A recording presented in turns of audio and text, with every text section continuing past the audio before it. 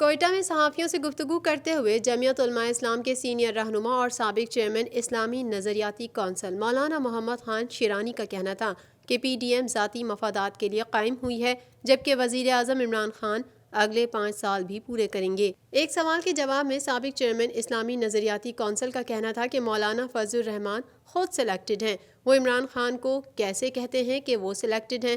مولانا شیرانی نے کہا کہ فضل الرحمان سے ہمیشہ جھوٹ بولنے کے معاملے پر اختلاف رہا اور آئندہ بھی رہے گا، کیونکہ وہ جھوٹ بولنے کے ماہر ہیں۔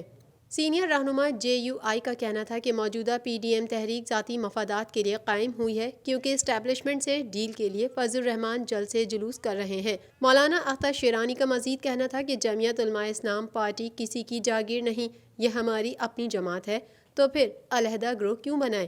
فضل الرحمان پارٹی پر قابض ہیں، ان کا قبضہ ختم کروائیں گے۔ مولانا شیرانی نے کہا کہ حافظ حسین ہمارے ساتھی ہیں، ہمارا کارکنان سے رابطہ ہے اور جدوجہد بھی جاری ہے، ہر ضلع میں کارکنان متحرک ہوں گے اور دفاتر بھی قائم کریں گے۔